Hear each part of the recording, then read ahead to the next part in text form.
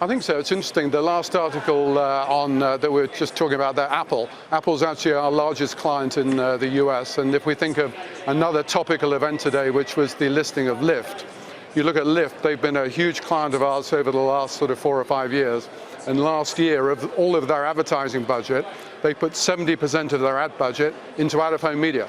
So really, I think we're a media that's very much sort of in the forefront of the tech brands that we see today. Is it a cyclical business? What drives better or worse period? Look, I think, as with all media, we're very much, we have an alignment to GDP, that's for sure.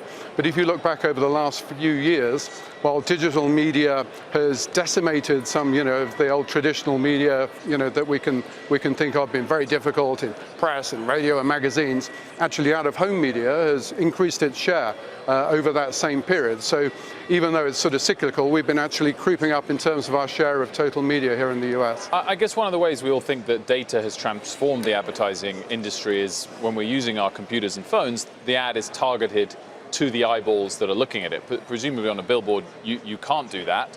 And so how do you use data to enhance your business? I guess there's two pieces. The first is that we will always be a one-to-many medium.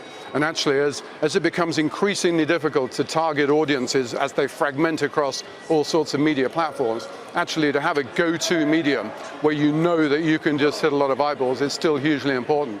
That said, we've been doing an awful lot of work in terms of data and insight, and we can now in a very, very detailed way tell you exactly who's looking at which boards. And as we go forward, digitization for us will be, another big growth factor, because there's two ways. A, we're putting more digital screens out into the market. So I don't know if you've been on the subway lately, but you're going to be seeing, digital screens sprouting up everywhere there. But also we're having a much more digital overlay to how we transact with those screens. And that's all about data and insight infused audience measurement. And you'll be purchasing those screens on the basis of exactly who you want to reach.